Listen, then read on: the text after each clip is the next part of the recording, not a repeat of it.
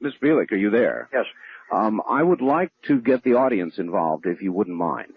Okay. Now, I'll just finish that statement. Yes. That the large supercarriers have the capability, and it's even today down to a personnel size, individual backpack, belt pack, if you will, where an individual can become invisible.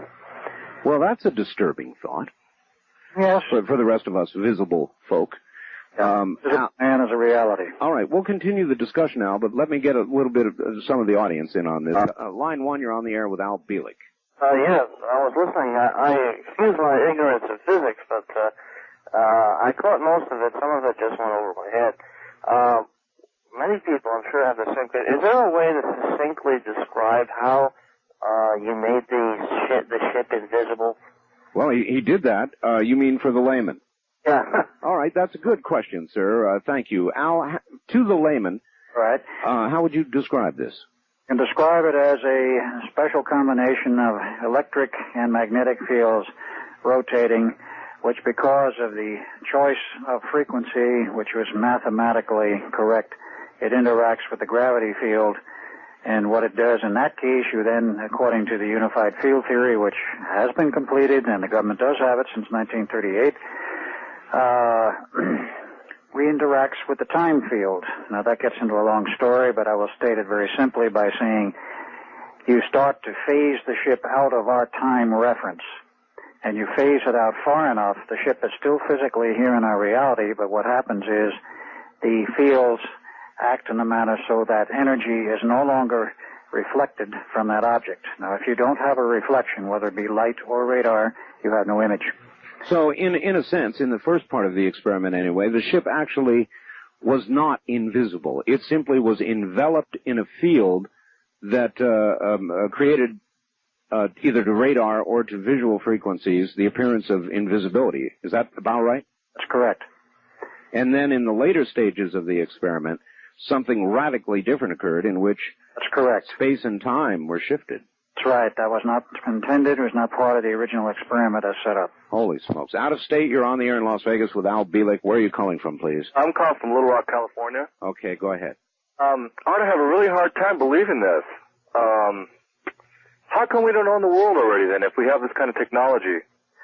All right. That's a very good question, Mr. Bielik. With this kind of technology that you say now is down to the point of a backpack and an individual becoming invisible, we ought to more or less own the world. Well, that depends upon who you consider as owning it, because you then get into a political arena involving who is really running the show in terms of a super-secret government who manipulated much of this technology, at least in the later phases. They did not in terms of the Philadelphia experiment, because that was a homegrown experiment involving the Institute of Advanced Study in the Navy. But then it got into the phases after 1947. You then start running into political considerations, the UFO problem, a group called MJ-12, and the secret government. And the secret government is determined to have a one-world government, the so-called New World Order, which I'm sure everybody's heard the term, promulgated by Bush and company. And this is the real gist of it. The secret government, they have control of all of this technology. And we no longer, as a nation, really control all of that technology. We no longer, as a nation, have the kind of authority and position we once had. All right, caller? Like I said, I have a hard time, accepting the story. Accepting that this is real, but, I had a strange experience when I was a young child once that I can't explain myself, and it was very real to me, and it has me thinking, this guy could be telling the truth, but it's so hard to believe. I agree. Thank you. Al, how do you deal with that? I mean, do you find that people generally laugh you off, discard what you're saying, or do most people buy it, or how do you deal with the incredible aspects of this story? I mean, it is incredible. This beats most UFO stories I've heard. Well, I think you could say that in many respects it does. Now, the problem here is that, yes, there are a lot of people who have never heard the story before. They have not read any other material that's been in the open literature since 1955 dealing with the Philadelphia experiment. There's much additional material I can give you on this, but nevertheless, The movie was made in 1984. It was released telling basically the story, but a lot of Hollywood fill-in with a love story and the interest of the running around Nevada and California. They can't make movies without love scenes. Right. None of that never occurred. The beginning and the ending is very accurate. The ending is nearly accurate. All right. But in any case, there is a problem there. If you have not been exposed to this, how can this possibly be? I agree with the gentleman. To be hit with this all at once is rough. Skepticism, but do your research. Eventually you'll find enough information that you'll probably agree that it happened, because there is information available in spite of government suppression. All right. Line 2, you're on the air with Al Bielek in Phoenix. Hi. Good morning. Good morning. There's a lot of questions, of course. It's kind of hard to... So I want to ask one very important one. Do you have what you said in a book? I'm sorry, what was that? Yeah, do you have what you, this story that you've just told us, have you written a book about it, Al? Yes, as a matter of fact. And what's the name of it? Joint author with Brad Steiger in the book entitled The Philadelphia Experiment and Other UFO Conspiracies. Okay. But when you go into the aspects in the 80s, there's more to it than just the Philadelphia Experiment. I'm sure there is. Who publishes that, Al? That's published by, let me think, at this hour of the morning, my thinker isn't working 100%. Would there be more than one book with that title?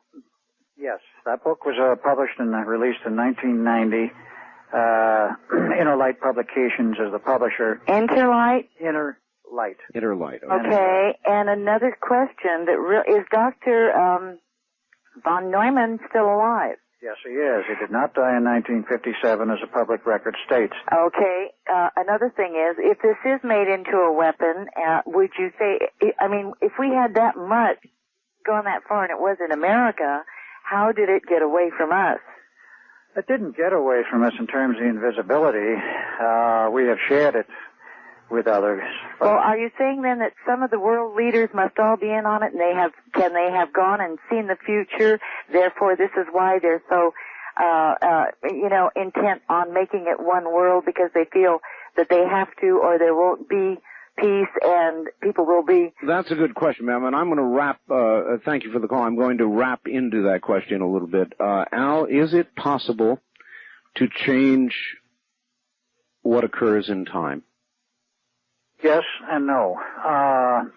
Yes, you can if you know what you're doing, but the point is they are more concerned with altering the present by looking at the future in order to make the future come out the way the current ruling elite want it to come out. Changing the past is more difficult. It can be done, but it's very difficult, and you get into problems of quantum mechanics and quantum physics. I guess what I'm asking really is these world leaders that are, according to you and others, in concert heading us toward a one-world government, is there an inevitability about it in that it's going to happen whether we like it or not, or can we change it between now and whenever it coalesces? It can be changed. There's no such thing as it being cast in stone. They would like to see to the fact that it would become inevitable from their point of view. That's why they're trying to change time and events by looking in the future. There is a project called Project Looking Glass, which is a view into the future. There are other more complex machines today built from the 70s onward where they can travel in time as well as look in time. They have some, shall we say, some restrictions on that in terms of the future. All right, Al. Out of state, you're on the air in Las Vegas with Al Bielek. Where are you calling from, please? I'm calling from Alaska. Alaska. All right. I believe you're absolutely correct about who did the experiment, the New World Order, the international bankers that took over our gold standard back in 1913. Right. I'm sure you're absolutely right. I'm the guy that predicts earthquakes, and we're going to have some in September. Okay. All right. Any questions, sir? What? Any questions from Mr. Bielek? Oh, yeah, questions. Gosh, I don't know how you're going to be able to prove to anybody you're telling the truth, but I don't really have a question. Good luck. Thank you. Well, I can indirectly answer his question. Proof today of this is very difficult. The proof was almost in my hand several times, but let's say the government moved faster and got there first. Well, they have lots of resources, Al. They have vast resources, believe me. All right. Line 3, you're on the air with Al Bielek. Good morning. Yes, hi, Art and Al. Al, I'd like to know if you're related to the Dr. Cameron in Canada that was working with the CIA in mind control experiments? Not that I know of. The family name is the same. And of course, I didn't tell the story how I became Al Bielek, but nevertheless, I am fully aware of the Cameron story in Canada and MK Ultra and the whole CIA project up there.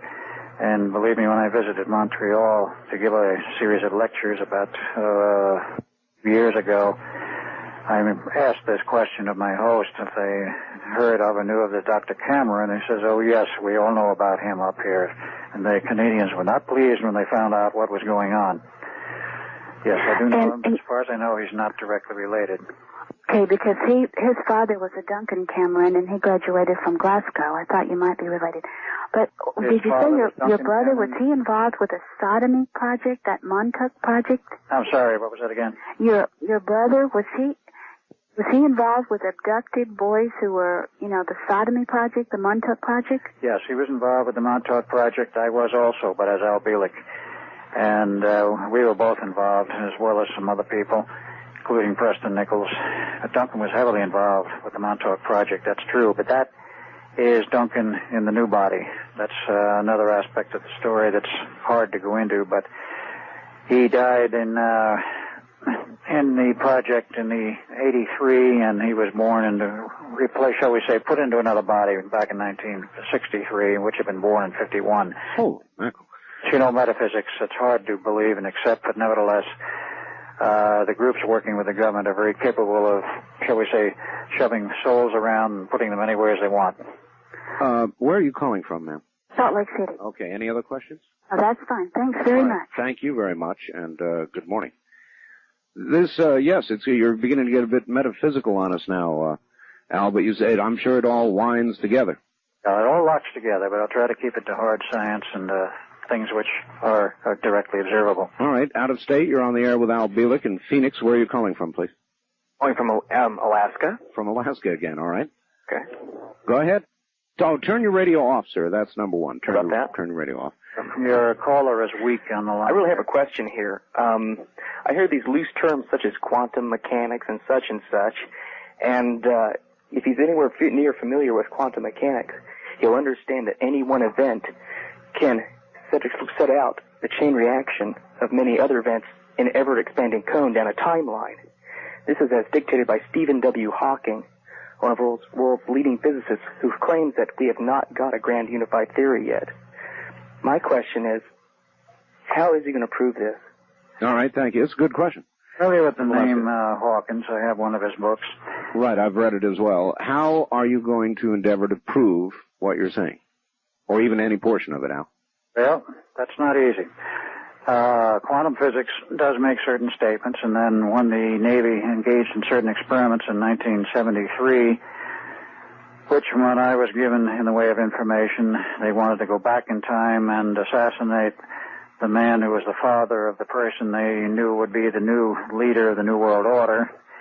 They assumed that by assassinating the father before he married, that the son alive today would disappear. Right. They went back in the past, assassinated the man, and the son didn't disappear. Nothing happened to him. So they scratched their heads and they went to the physicists and they said, aha, quantum physics, quantum mechanics, and time is quantized as well as the physical universe. Therefore, you only affect the events within the area where you were. You do not affect the entire time stream into the future.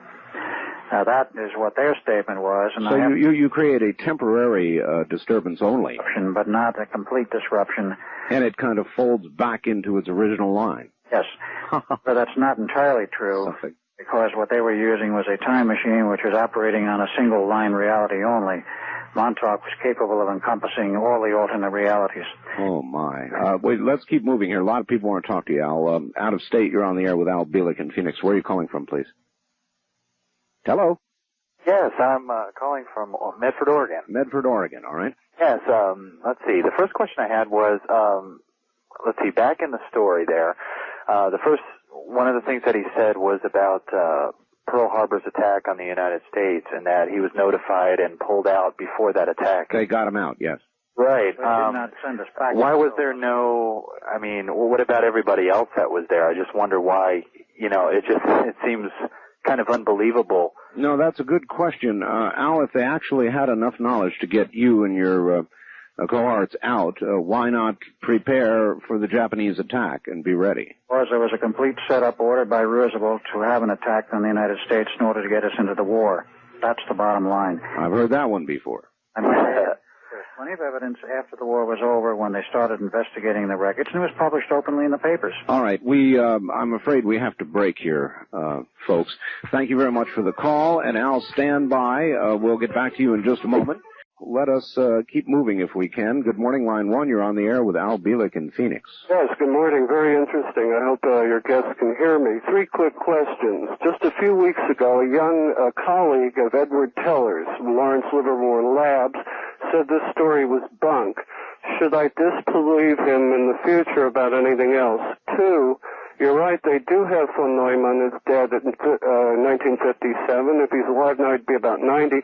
Why did they have him dead? And are there other people you could name that they also had dead who were still alive? All right, you better slow down here, and we better get some answers. Let me get down to the chase here. What kind of models did you use for this? And what is to keep a contemporary electromagnetic buff from making his own model at home? All right. Stay on the line, please. Al? Okay. You spoke with a colleague of Teller's who said the story was bunk? I didn't speak with him. He has a radio program of his own. Okay.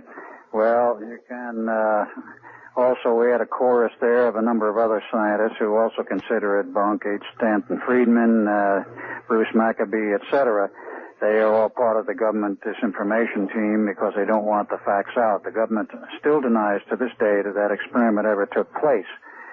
But if that's the case, then I'll ask you a question. Why have they made it under the revised federal felony laws of 1987 a felony espionage laws, a felony offense to talk about either the Philadelphia experiment or the Eldridge on a Navy base? If there is nothing to it, why is it a felony offense to talk about it on a Navy base? Well, or how about this? If it's a felony offense to talk about it, how come you're free? Well, I haven't talked about it on a Navy base, number one. Oh, on a Navy base, I see. A Navy base, correct. Well, that's a good question. Not off base. Number 2, what is the modeling for this? No, von Neumann's death in 57. Okay, von Neumann was dying of cancer, and they pulled him out, cured him of the cancer, put him under what is well known as a Federal Protected Witnesses Program, gave him a new identity, and had him continue. He had to be alive and kept alive at least until 1983. Because of the involvement with the Montauk Project on the 12th of August, 83. And he is still alive today. I've met with him. We've gone out to dinner. He unfortunately now has a problem of a split personality, and he's not very often in his right mind. And I think that is probably induced by the government for the sake of covering up. There are other people who have done this too also. I don't know if you're familiar with the story of a Dr. Frederick Kuipers who was brought over to the United States as Project Paperclip in 1946-47. He also had a fake funeral in 1962 on Lincoln's birthday. I know his daughter very well, and she told me a rather interesting story. All right, we're being pressed by the top of the hour here. Caller, you're fine. Others. Thank you very much. Okay, there are others of the same nature. The government does this at their convenience for whatever reason. Now, as far as proof is concerned, that's quite difficult. The model of this thing is highly mathematical, involves going back into history of people who have developed the mathematics for it. Dr. Norman Levinson. All right, Al, we're now on the news. Can you stay another hour? Sure. All right, stay right there. Al Bielek, my guest, will be back. Line 1, you're on the air with Al Bielek in Las Vegas. Hi. Yes, Mr. Bell, thank you for having me on. I just caught this on my way home, ran home real quick to get it, so if this is a stupid question, it's already been asked. I was just kind of curious, and I'll hang up and take the answer on the air. On my radio. Did President Kennedy's death have anything to do with this? I'm sorry, and President whose? The assassination of President Kennedy. Was that involved with the government, any part of this experiment with either bringing him back or? Not to my knowledge. Okay, and as for going into the future, is his death ever solved? Is his death ever resolved? Solved. That's pretty well solved now. I don't think one has to go much further into the future because enough records have been released, enough movie films have fairly well nailed it down. Right. Thank you, caller. And to pursue this just a little bit, Why would it not be possible, Al, to go back and stop the assassination? That's a good question. Theoretically, it might be. I don't know if there has ever been any attempt or a desire anywhere to make the attempt to do it. I can see that a relatively unknown person would make a relatively small ripple in time. Right. But my God, President Kennedy, if you were to change that and he was not assassinated, would cause a gigantic explosion in time. Yes, he would. It would cause an enormous upheaval because of the fact of what he was doing and the reasons why he was assassinated. Because he wanted to eliminate the Fed and print U.S. notes. He wanted the CIA to reveal the fact that they were not only in drug business, but they were also the other group suppressing the facts about UFOs and ETs. So well, I do understand he had signed an executive order that would have had a big effect on the Fed, and that was then reversed by Johnson. Yes.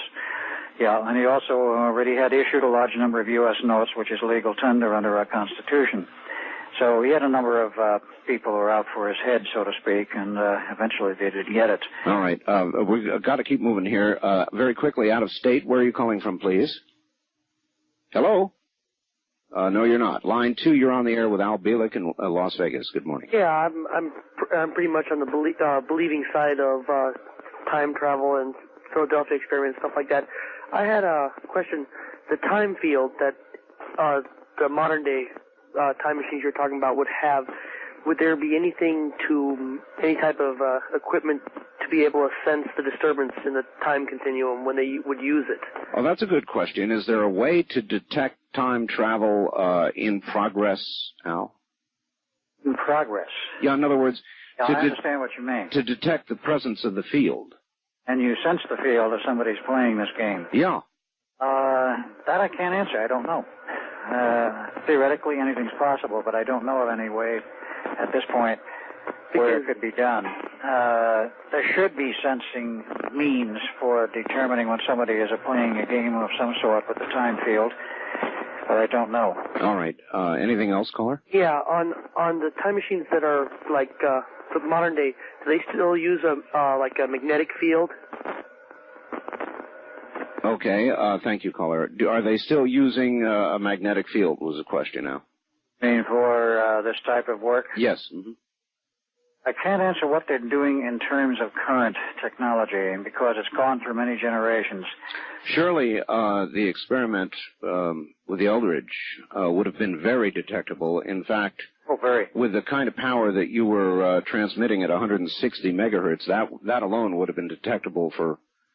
Yes, with today's equipment, there would be no question it could have been detected. And, of course, with radar equipment for that frequency only, or the receivers, they would pick it up. But after the ship became radar invisible, of course, then they couldn't pick up the field anymore because it had already unfolded on itself and done the time phase shift number. So it was gone, literally. That's right. The field was not detectable after a certain point. All right. Very quickly, line 2, you're on the air with Al Bielek in Las Vegas. Where are you calling from, please? Line 2? No, you're not there. Out of state. Good morning. You're on the air. Hi, Art. Hello. Where are you calling us from, sir? Ooga Boogaland. Oh, I don't think we'll deal with that. Line 3, you're on the air with Al Bielek. Dr. Bielek, I have a question. What is the name of these fundamental set of equations that govern classical electromagnetism? I'm sorry, would you repeat the question? What is the name of the set of equations that govern classical electromagnetism? Well, if you go into classical electromagnetism, you're going to find that there are discrepancies there, and it does not agree with some of the work. I'd just like to know the name of the set of the equations. I couldn't give you all of that information. Okay, that's fine, because the name is Maxwell's equations, which probably any sophomore in physics now understands. I understand. Okay, and I find... I know Max Dresden, who was John von Neumann's graduate student. I was with him at the University of Kansas, and he talked about being at the von Neumann funeral in 1957, sir. There was a funeral. Yeah, and I have heard of Dr. Friedman, who was at the Linear Collider out at Stanford. I've heard him speak, and he seems like a very credible person. I have spoken with him just very briefly, but I've been to a couple of his lectures. He seems very credible. And thirdly, I'd like to point out something, that it is possible to distort space-time, but you need something that has a very, very large mass, such as a black hole. So I have to say this, sir, that I don't believe... Well, all right, hold on. Let him respond. You just said the only way to distort it was a black hole or the event horizon of a black hole. So basically a large mass. Yeah, I understand. All right, Al, go ahead and answer that. Well, that's in terms of current thinking and where they're admitting maybe time travel is possible in terms of classical physics as it's viewed today. It does not require a large mass. It requires manipulation of the three basic elements of our field theory. If you manipulate three, namely electric field, gravitic field, and tachyon field, you then manipulate the fourth, which is the time field. It does take power, but it does not take mass. The mass has nothing to do with it, and mass is a misnomer in terms of the real physics if you ever went through it, because what they teach today in the universities in terms of electromagnetic theory and physics is largely garbage. All right. Out of state, you're on the air with Al Bielik in Phoenix. Good morning. Where are you calling from, please? Hello, out of state. Are you there? Somebody's got their radio on. Last opportunity. Are you there? Line 1, you're on the air. Yeah, I thought questions for your guests. So then the government can send someone into the future to learn anything they want, I would suppose. And what would the aliens think about humans having such capabilities now? Well, in terms of that, they were part and parcel of the Montauk Project, so that they were, in that sense, aiding and abetting the project. They were assisting in terms of the Montauk Project, in terms of the more standardized time travel. That was not alien technology, that was homegrown technology here on Earth. The Germans, prior to the end of World War II, had functioning time machines. Von Neumann had one in the laboratory in 1944, and the work that's been done since then, after the war was over, has in part been strictly homegrown technology, that is Earth technology, and in a larger sense, there has been contributions by aliens because of the agreement and the treaty that was made in 1954 with Eisenhower.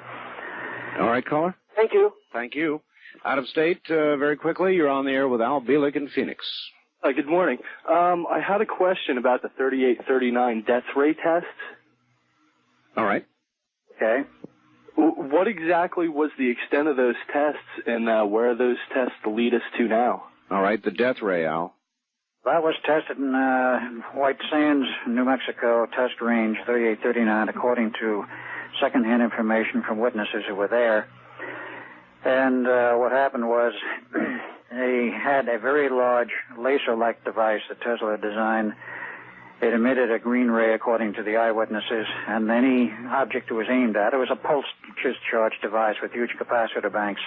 It took a certain finite period of time to charge up the capacitors after a firing. They aimed it at a truck or a tank, they turned green and disappeared. Then the last test, they apparently aimed at they had tried animals too, but they aimed it at a mountaintop. From what I'm told, the mountaintop disappeared, and that was a little too much for the military people in charge of the test. The story is that they ordered the equipment destroyed and the notes buried. I find it hard to believe myself that if they had a weapon of that capability, that they would bury it and destroy it. So it was basically virtually disintegrated an object. All right, thank you. In other words, it made things disappear. Actually, more than just disappear, Al. They were gone permanently. Gone permanently. With the earlier caller, Mr. Critic, who was on earlier, I am not a physicist, Al. I've got a little basic electronics, or maybe more than a little, and I've worked in microwave, and I know a little bit about magnetism, but I don't know the equations that govern magnetism. Well, but he said, what were they?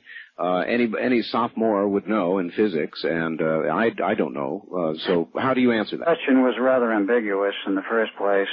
Yes, you can quote Maxwell and Maxwell's equations, but the problem there is you have to go back to the original Maxwell equations as published well over 100 years ago, and not the truncated version taught in the universities today, which were derived by Heaviside in 1875. And you also have to consider Dr. Hertz and his Hertzian waves and the theory which he expounded, and the current basic theory which is taught in the universities, which is partly correct and partly incorrect. One of the things they teach you, which you may remember yourself from all of your work, is that the electromagnetic wave, as a radio wave, the magnetic component is propagated at the same rate as the electric field. That is not true.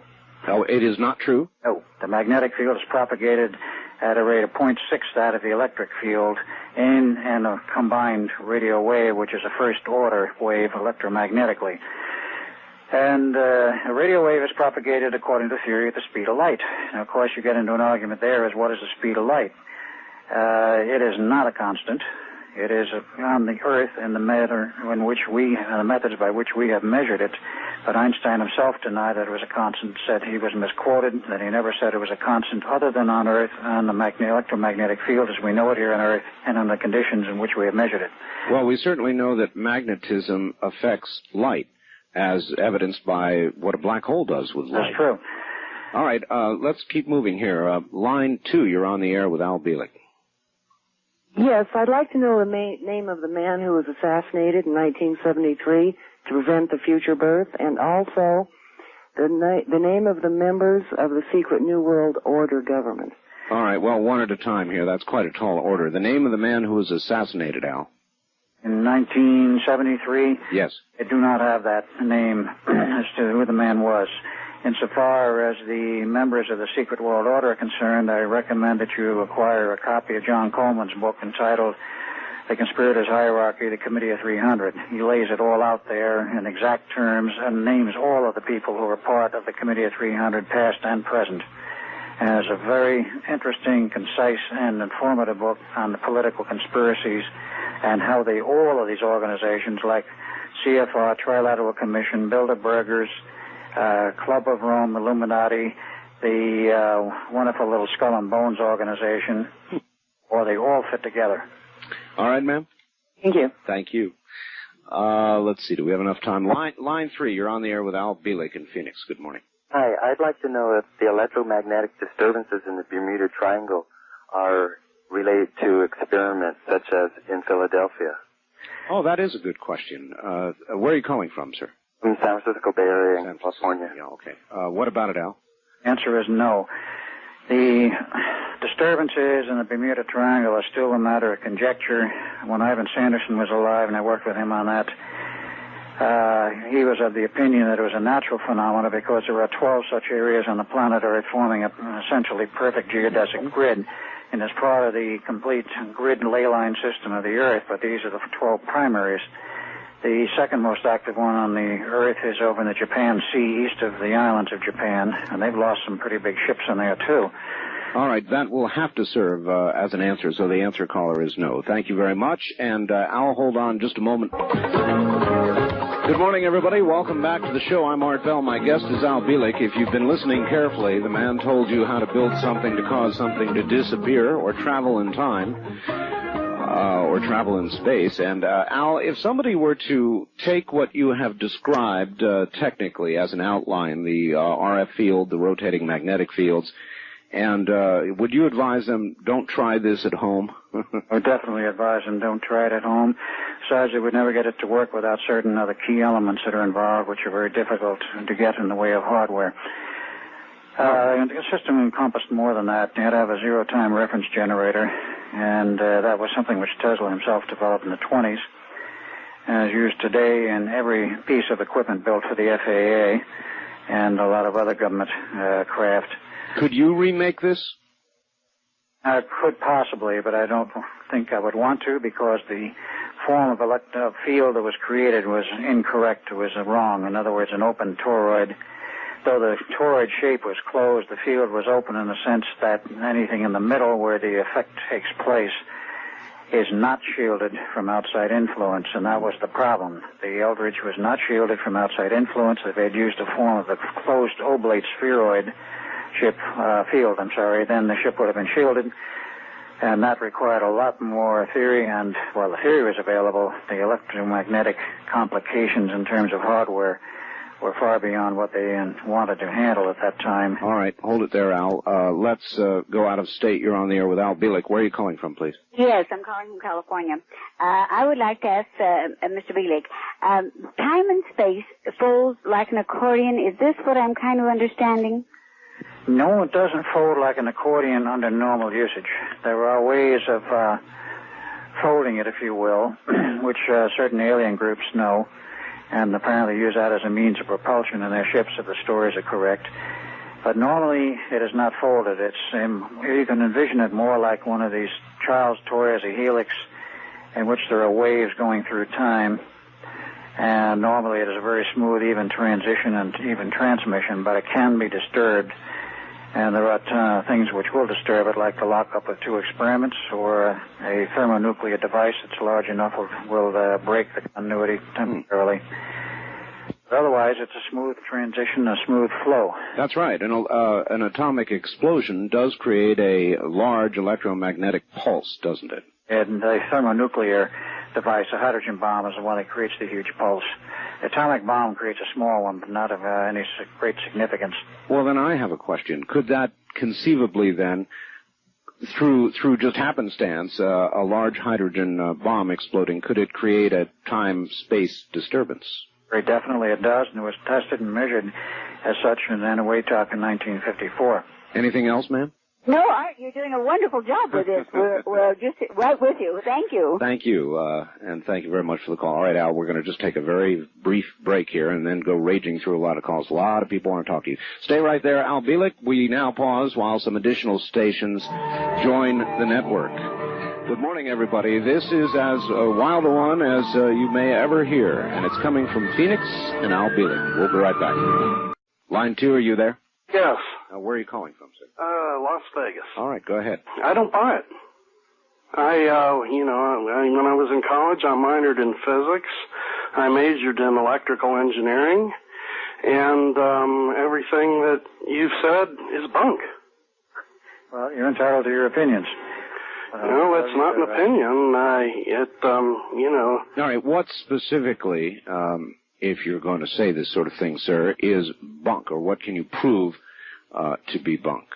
Okay, your statement that Maxwell's equations, are not complete. Oh, were you on the air earlier? Yeah, not on the air earlier. Okay. Oh, you then go on. Your statements that Maxwell's equations were not complete. You said that they were not complete. Well, I have a book here. It's called, Engineering Electromagnetics, that derives Maxwell's equations step by step, going back to Coulomb's law. There is nothing missing there. And secondly, your contention that, you would need... Well, let's take them one at a time. Do you want to answer that, Al? Okay. Now, are you familiar with Tom Bearden? Thomas C. Bearden. Are you familiar with Mr. Bearden, caller? No, but I can't really hear, what the other fellow's saying. I understand. All right, you'll have to listen on the air then. Thank you. All right, Al, go right ahead. What does Mr. Bearden have to do with this? Thomas C. Bearden has gone through that also and derived the fact that the original Maxwell equations, as written by Maxwell in the handwritten versions, which are well over 100 years old, are not what is currently taught in the universities, because Dr. Heaviside in 1875, because they were hard to understand and they could not accept the idea that in the denominator E as the electrostatic field was, in Maxwell's original equation, stated that it propagates instantaneously throughout the universe, which would immediately violate all of the ideas of relativity and C being the limiting speed of everything in the universe. So that part has been eliminated basically from most of the college texts. Now, you may have some texts that show the original. I am not familiar with every book that's around. But nonetheless, they normally teach the truncated version developed by Heaviside in 1875, which was an attempt to simplify those equations and make them more understandable. All right. All right. Well, you're over my head. This is CBC. Morning, out of state. You're on the air with Al Bielek in Phoenix. Hi, I need to know all I can find out about Nikola Tesla. I think he's one of the greatest people that ever lived, and I really want to know all I can learn. All right, where are you calling from, caller? I called earlier from Alaska, but I did have a question. All right, now, one call per customer, folks, so I'm just going to pass that one by. Line 3, you're on the air. Hello? Hello, where are you calling from, sir? I'm calling from San Diego, California. All right, fine. That's right by the border, and I'm not at all skeptical, but please answer these three very brief questions for me. You were about to tell us who shot JFK, and you got interrupted. Please tell us who shot him and why. All right, stop. Who shot JFK, Al? Best testimony and enhanced pictures taken as a Zapruder and other films indicate that it was done by the driver. Oh, yes, that theory. That the driver did it, sir. Okay, then please tell me if ex-President George Bush is a part of the New World Order, why did he allow himself to lose the election? And my third brief question is President Clinton now, is he part of it? Does he have all this information, and is he going to be successful? And I find it hard to believe that George Bush would allow himself to lose that power. All right, thank you. Part two, namely with Mr. George Bush, he was part of the New World Order. He does not run it. He was one of the pawns and gears in the works, if you will. He had a great deal of power. He was former director of the CIA before he became president. And he knew a great many things, but he also was limited in his power. He took orders. He took orders from a higher authority in this country, and so does Clinton. Now, where Clinton is going to go with all of this is hard to say because the scenario is not determined by the president. It is no longer determined by the Congress or the Senate. They are dictated to up and down the line, and you really have to get the book, The Committee of 300, and other material to understand how this whole thing is orchestrated. Mr. Clinton is being manipulated as well, then? Yes, Clinton is being manipulated. In fact, he was bought and sold, I'm sorry to say, before he became governor of the state of Arkansas. All right. Line one, you're on the air with Al Bielek. Good morning. Where are you calling from, please? Calling from California. All right. This is a fascinating program. Unfortunately, we missed a good part of it. Is it possible to buy a tape on it? Yes. We have somebody. In fact, after the program is over, I'll tell you how you can get a copy, all right? Thank you. All right. Thank you. Out of state, you're on the air with Al Bielek. Where are you calling from, please? Seattle, Washington. In Washington. All right. Go ahead. How you doing tonight? Fine. I laid down to go to sleep at 1 o'clock and put your show on and last as long as I could, and I'm wide awake, let me tell you. I have two questions for Al. First off, are you familiar with William Cooper? Oh, yes. And do you agree with most of what he says, which agrees so far with a lot of what I've heard that you say? I agree with much of what he says in terms of the political sense. I think his information has been basically very accurate.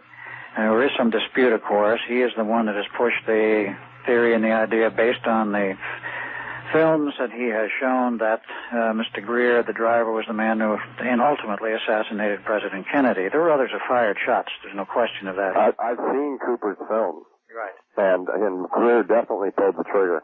Right. Now, even if you go back to the 1963 photos published from the original Zapruder films in Life magazine, you can clearly see, though they're not enhanced, you can see that the driver had his hands off the wheel, and the Secret Service man in the right seat had his hand on the wheel. That even shows in the original Zapruder films published by Life magazine.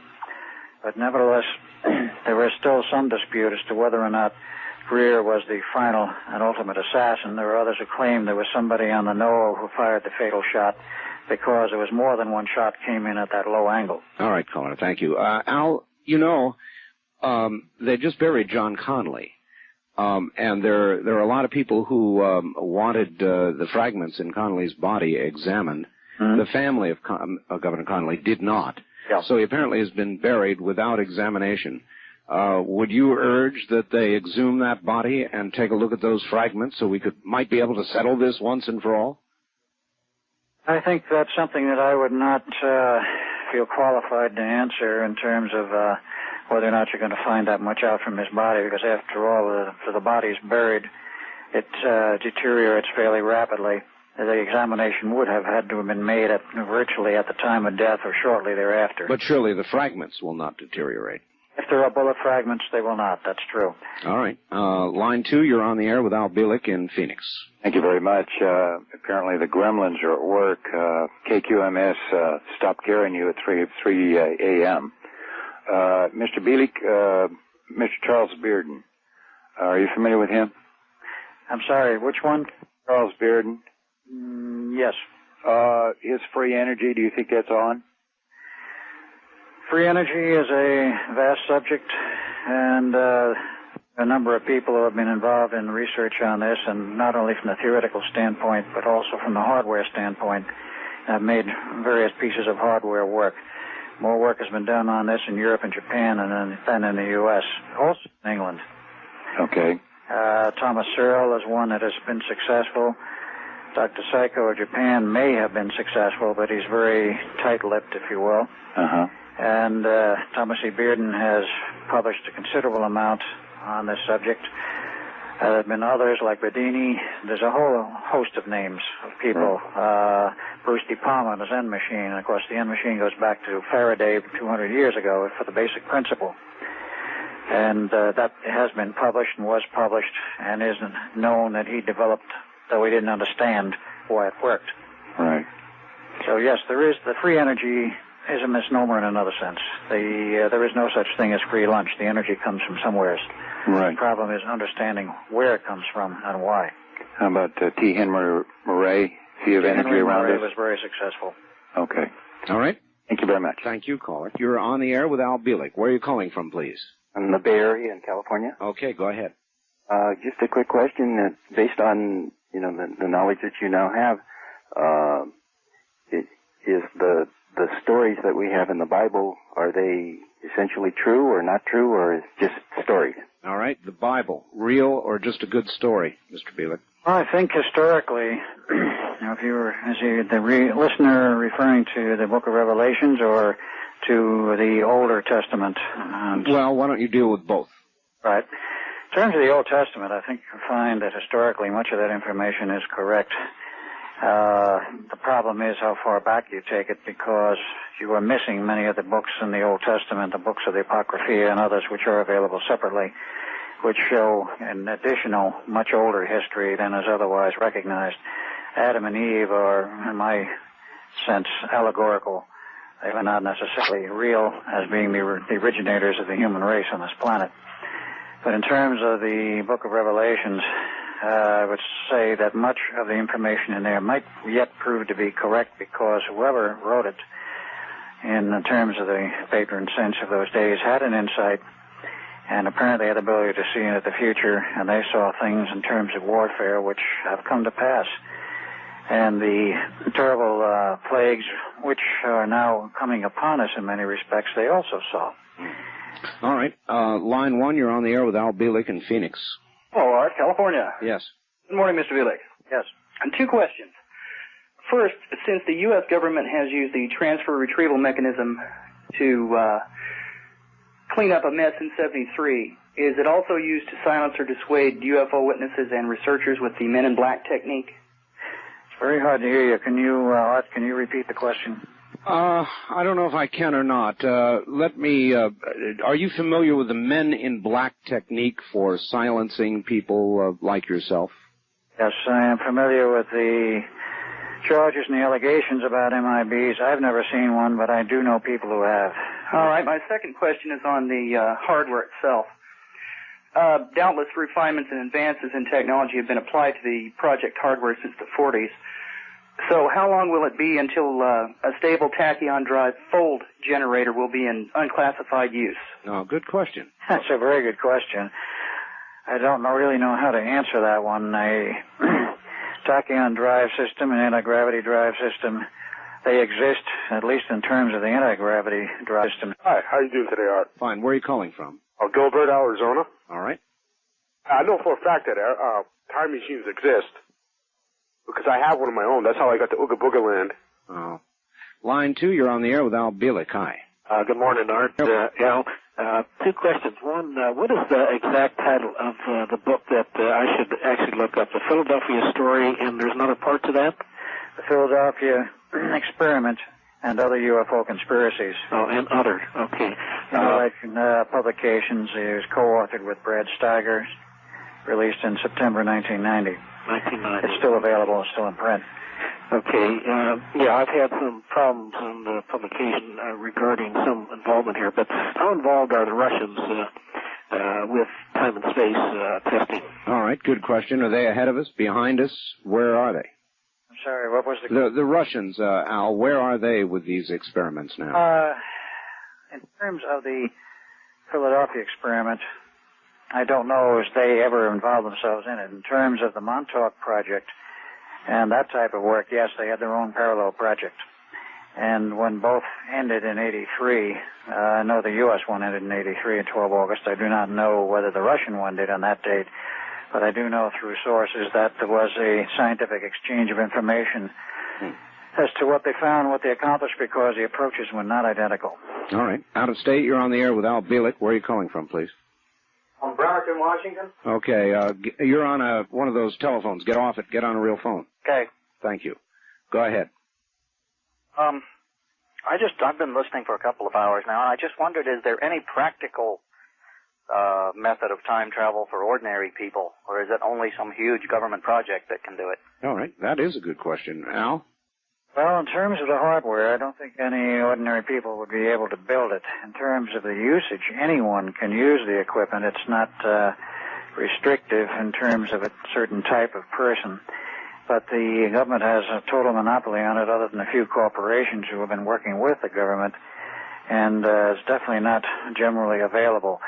The only other way around that I can suggest is if you are very heavily into meditation and that type of thing, you can find a way through meditation to time travel, not physically, but mentally or astrally, as they sometimes say, and you can get some of your own answers that way. This is not a physical time travel. So for the individual, it's a metaphysical answer rather than a hardware. Basically it is. You're not going to get the hardware, and you're not going to be able to construct it because it is quite complex. It's a fascinating answer anyway. Line 2, you're on the air with Al Bielik. Hi.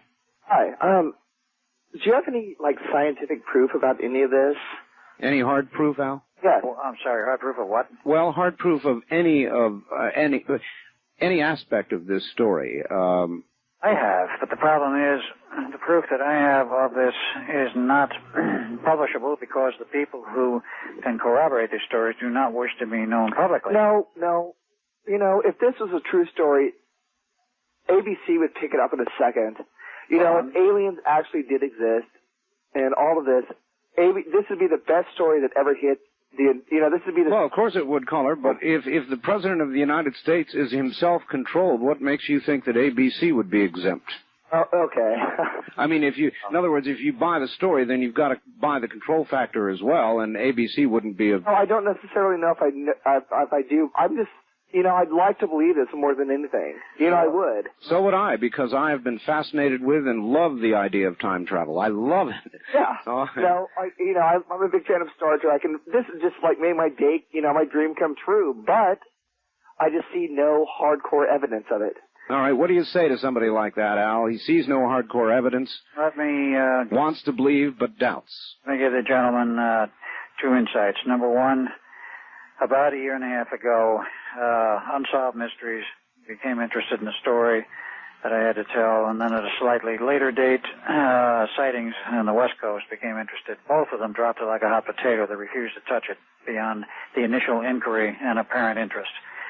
So far as the major networks are concerned on live television, none of them will touch it, and we know that because we have tried, and the only one who has touched it in terms of television has been the cable networks because they are not governed by the same set of rules. All right. Let's hold it there. We've got very little time. Line 3, you're on the air with Al Bielik. Yes, I have a question for Al. He says back in 1943 he traveled to 1983. That is correct. Yes. I don't know, he mentioned that he's traveled in time a couple other times. Has he ever gone beyond 1983, or how much further in the future has he traveled, if he did at all? All right, thank you. Is it possible to travel into the future, Al? Yes, that was done at Montauk. All of the people who were new recruits, if you will, were required to take a trip into the future to the year 6037 AD and describe what they saw, and everyone came back with the same description. Let's hear it. I'm sorry? Let's hear it. I want to know what's coming. The description at 6037 AD that everyone came back with, because I went on the trip myself, was that you arrived in the middle of a circle, what appeared to be a traffic circle from a city that no longer existed.